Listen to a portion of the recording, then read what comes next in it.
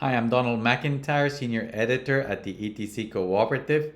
This is the ETC Proof of Work course, Class 23, Proof of Work Security Model and Ungovernance Explained. In the previous Class 22, we explained that for various reasons, networks that are not Proof of Work, POW, are less secure. Blockchains are the ones that seal the batches with proof of work hashes because they offer all the security guarantees of true decentralization. In this class 23, we will explain why this true decentralization is enabled by the security model of proof of work, how the social layer is not a risk, why proof of work ungovernance is the natural way of managing the system, and that it actually works better without governance. To focus on price is good. Many people prefer not to talk about coin price in conferences, business circles, or crypto social groups because they consider it secondary to the mission of these decentralized systems. We think this is a mistake because the price of the coin is the main driver of the security model of proof of work blockchains, thus their mission in the world. Proof of work blockchains have three key components for their security. 1. Full replication of the database to ensure decentralization, redundancy, and verification. 2. Proof of work as a consensus mechanism to enable this full replication in a decentralized manner.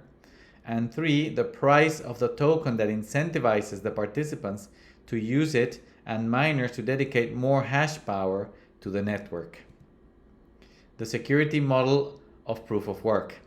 Indeed, the way the model works is that more coin demand means higher prices, and higher prices means mining becomes more profitable. More profitability brings more hash power to the system, more hash power means more security, and more security means more value and demand for the coin. Note that the profitability of mining does not only depend on the payment of the block rewards in the native coin of the proof of work blockchain, but also on the fees paid by users so that miners process their transactions. This competition for block space is directly related to the security of the system.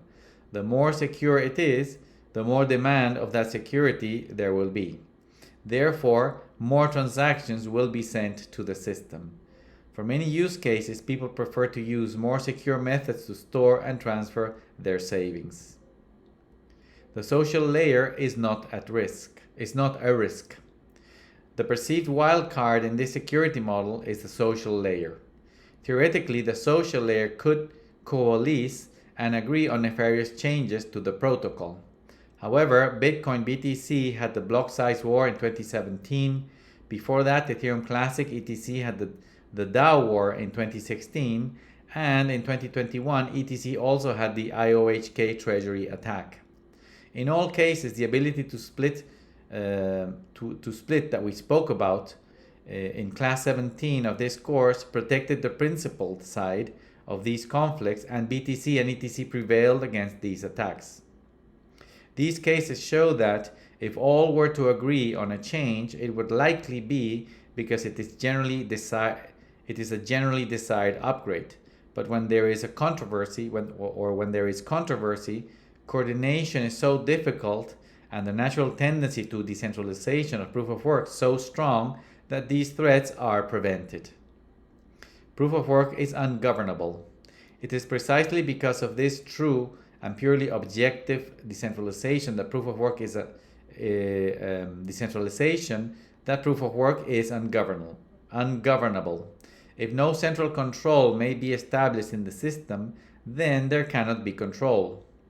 And it is worth reminding that proof of work is the only signaling system that enables true decentralization.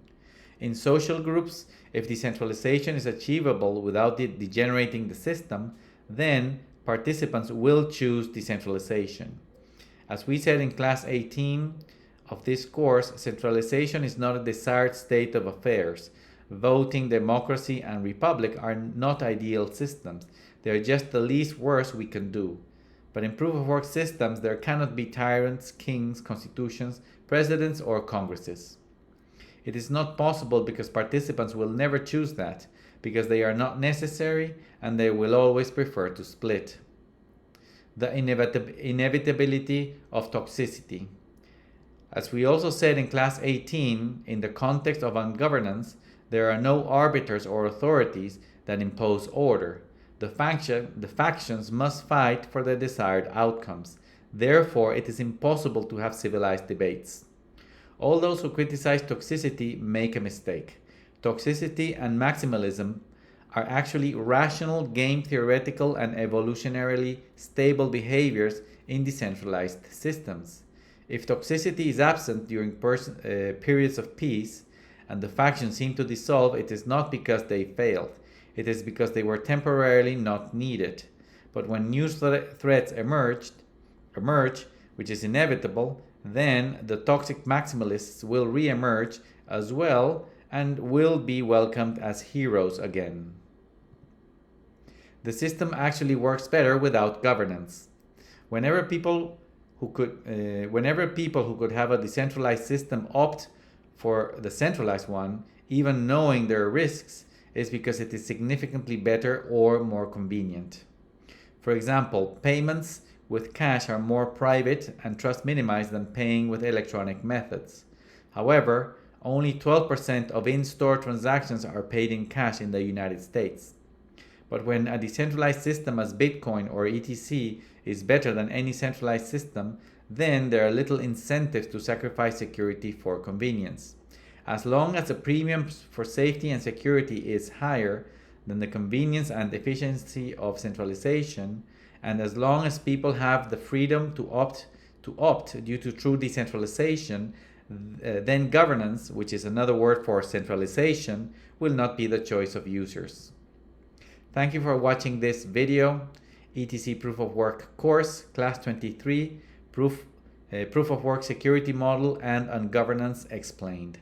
To learn more about Ethereum Classic, please go to ethereumclassic.org.